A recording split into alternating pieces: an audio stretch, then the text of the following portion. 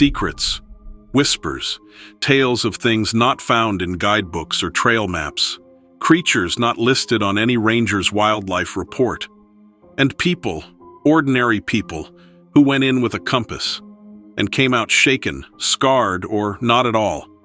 These are the places you'll never find on a map, but if you do, you'd best keep your eyes forward, your prayers tight, and your soul clean.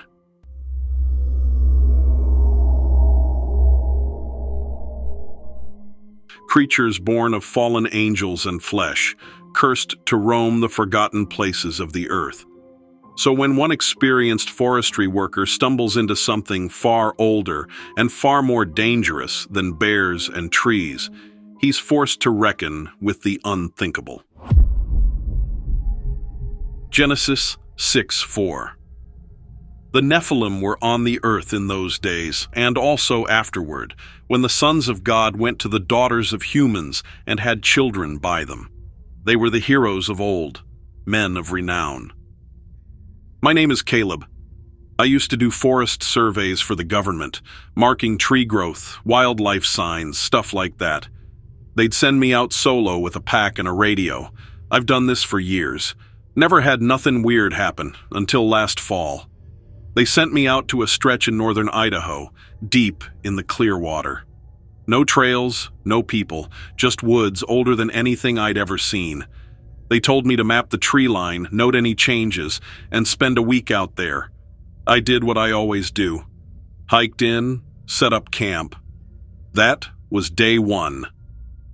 Soon as I got into them trees, I felt off.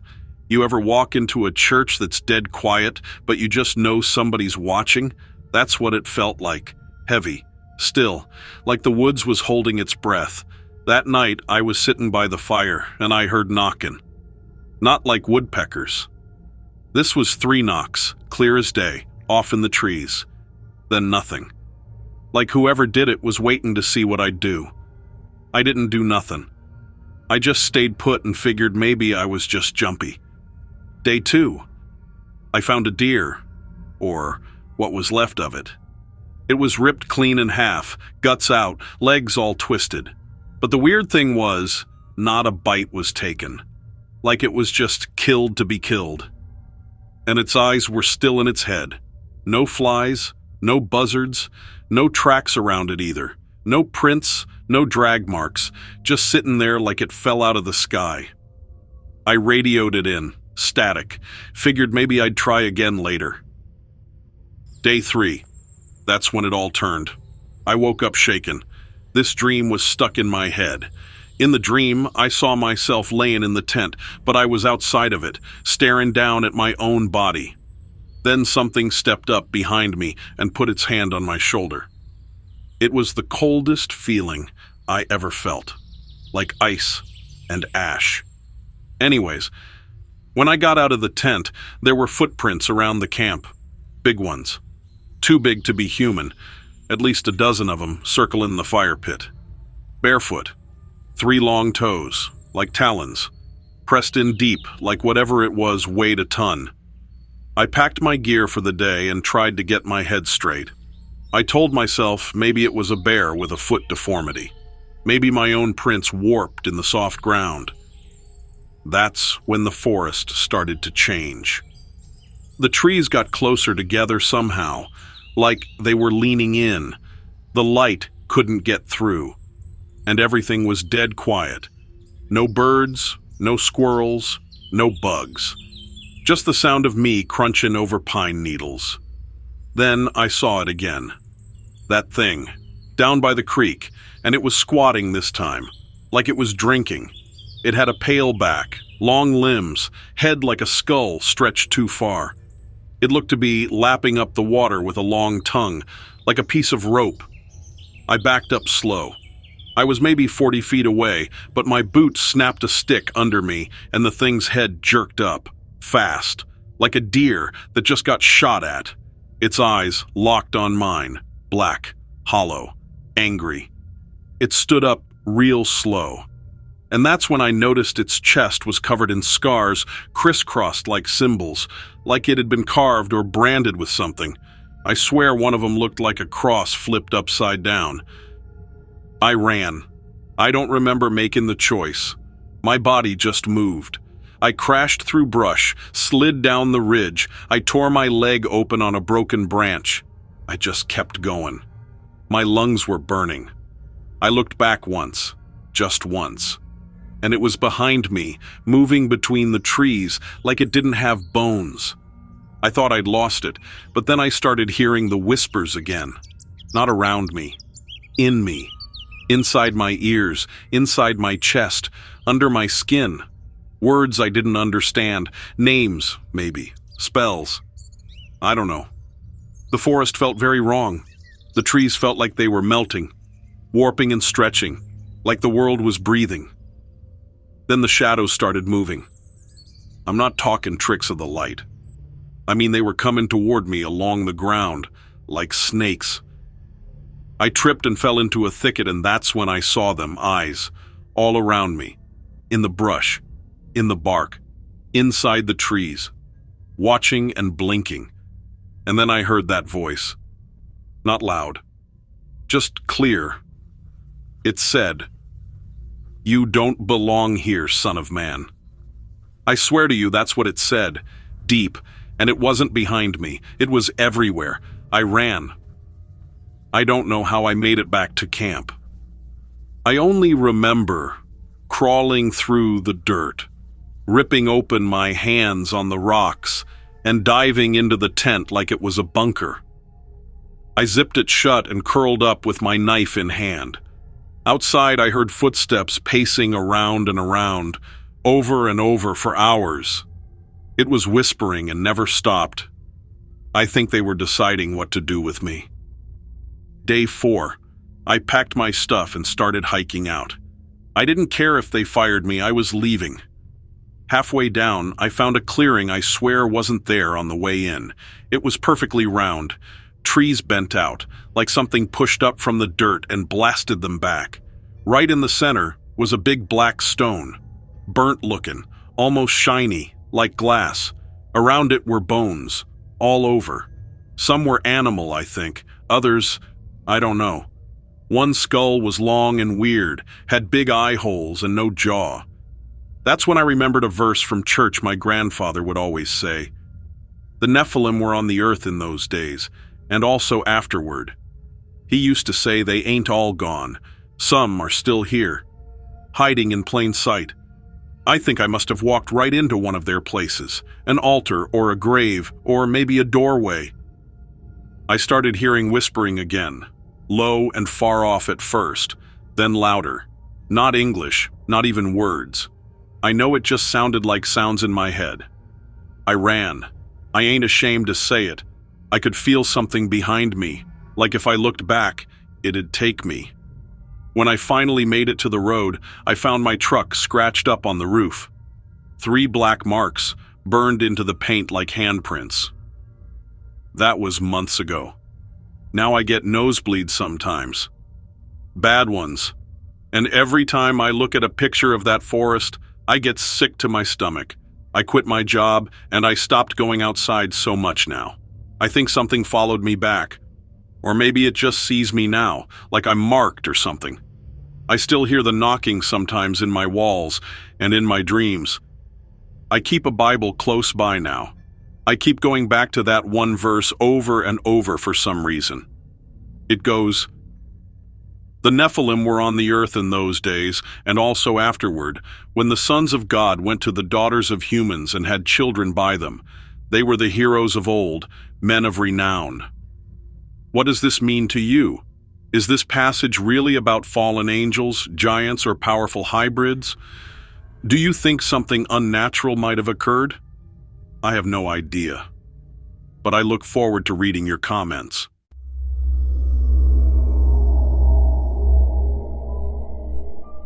It's an old story, isn't it?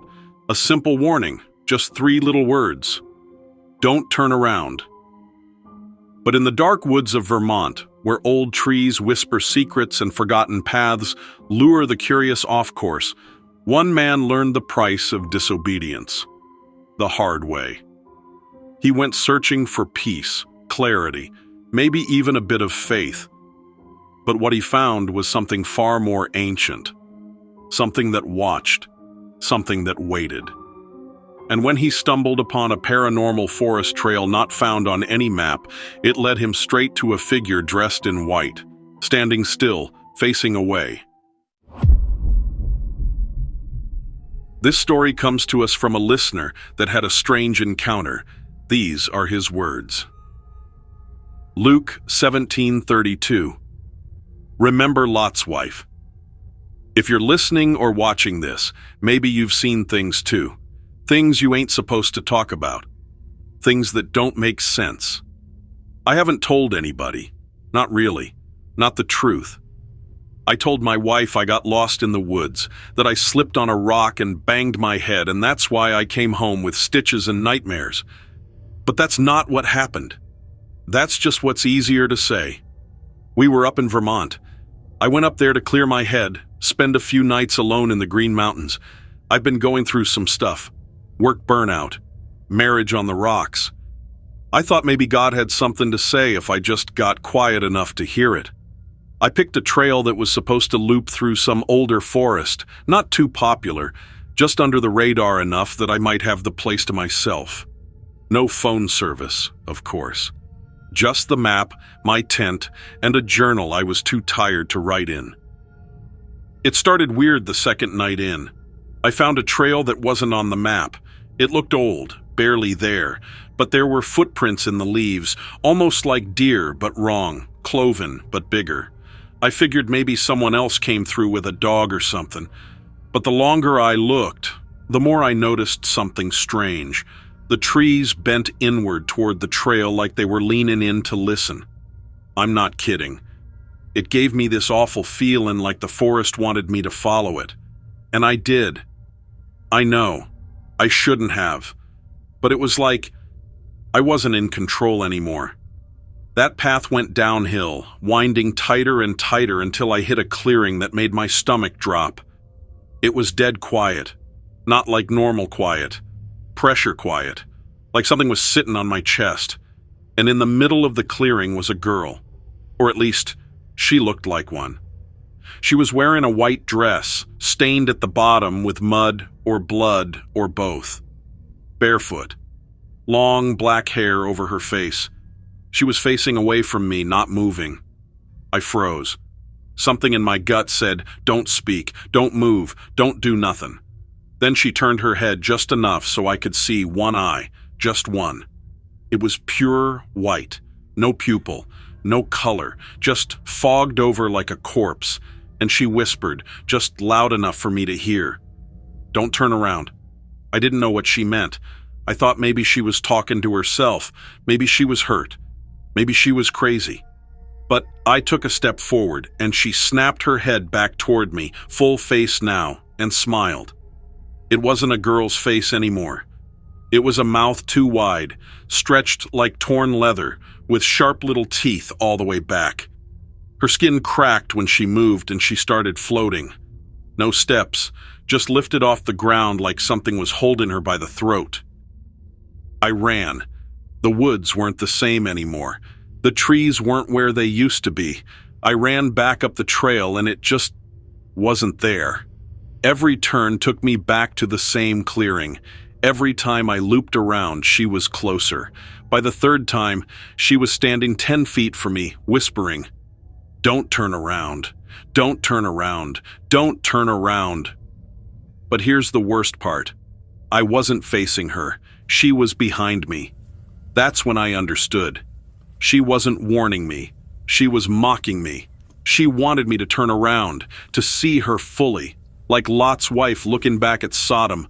One glimpse and it'd be over, turned to salt, to stone, or worse, belong to her. I dropped my bag, covered my ears. I just started screaming out loud. "God, help me! Jesus, please!" Over and over again. And I ran with my eyes closed, crashing through branches and brambles, falling over rocks and logs and whatever else. Branches tore my arms. I split my forehead on something. But I kept going. I must have blacked out because the next thing I remember, I was waking up on the side of a gravel road, blood dried on my face, eyes swollen shut. A ranger found me about an hour later, said there hadn't been trails where I came from for years, that the whole section of the forest I was in had been sealed off after some hikers went missing. I asked him if they'd ever found bodies. He said, "No. But people say they hear voices there, and sometimes see someone walking just ahead, but never facing them." I keep the Bible by my bed now. The verse that haunts me is short. Just 3 words. Remember Lot's wife. I didn't turn around. That's why I'm still here, but every now and then, when I'm walking at night and I hear footsteps behind me, I remember her voice saying in a whisper, "Don't turn around." This was a story submitted by a man named Eric, 32 years old, nature lover, spiritual seeker. Just a guy who wanted a little time alone in the woods to get right with God. It happened deep in the backcountry of Minnesota, where the snow falls thick and the silence grows heavy. That's where Eric went in search of peace. What he found instead was something ancient.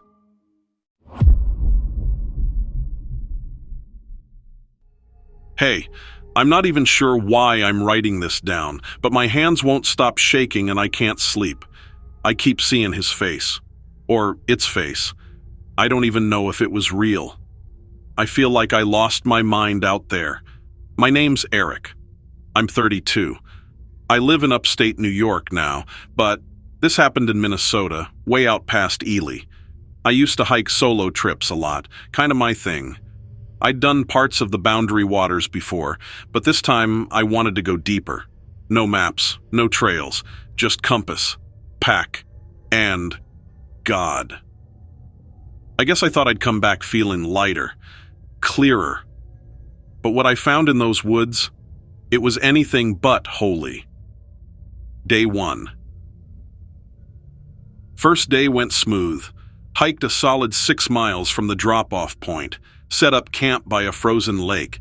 Snow was knee-deep in spots, but I'd trained for it.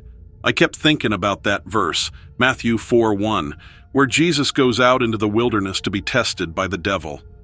I thought maybe I needed something like that. Just me and the cold.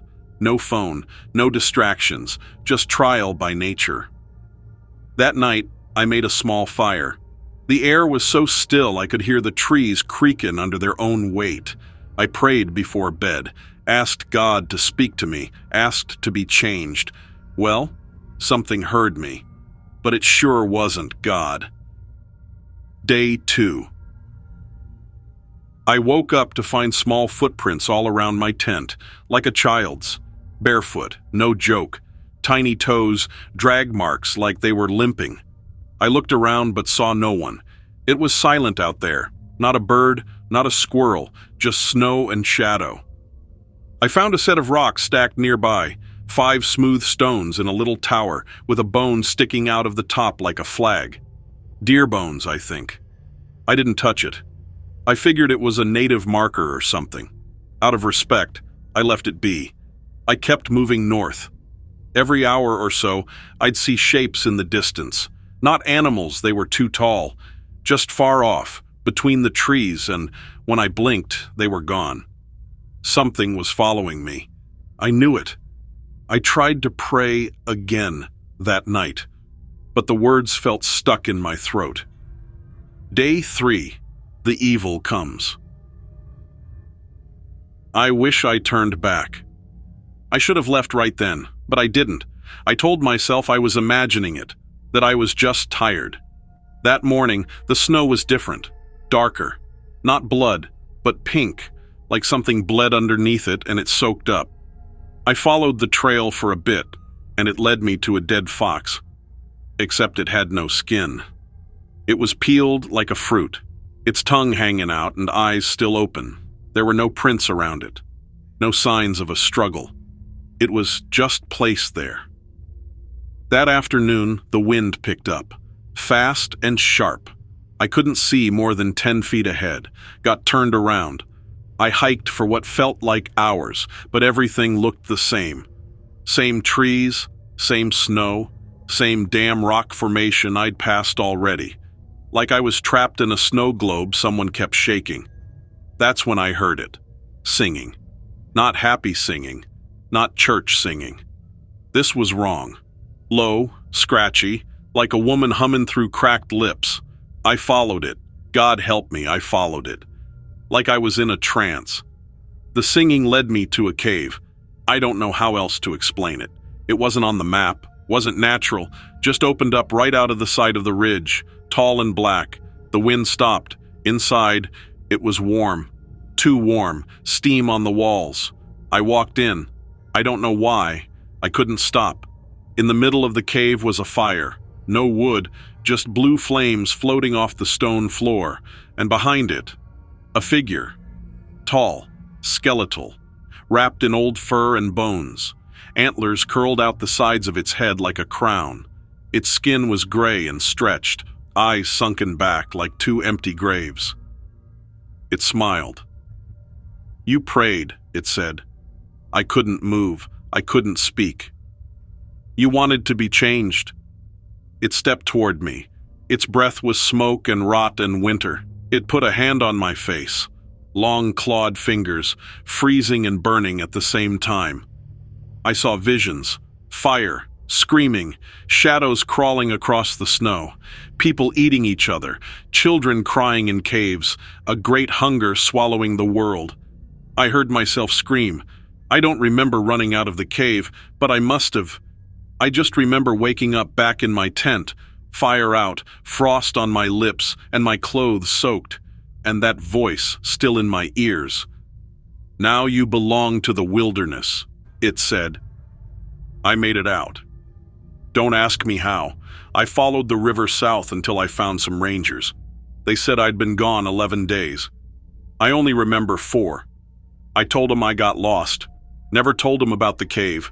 Never told them about the thing. I still see it in my sleep. I still feel it in my chest. Sometimes when it snows heavy, I hear the hummin', and I wake up with bloody toes like I've been walking barefoot in the dark.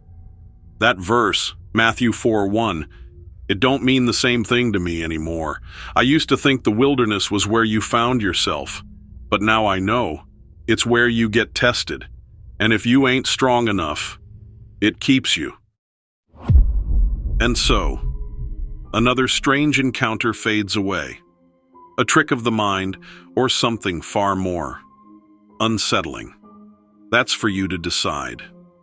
Thank you so much for watching my stories. Make sure you hit that like button, subscribe, and turn on notifications. Your support is what keeps this channel going.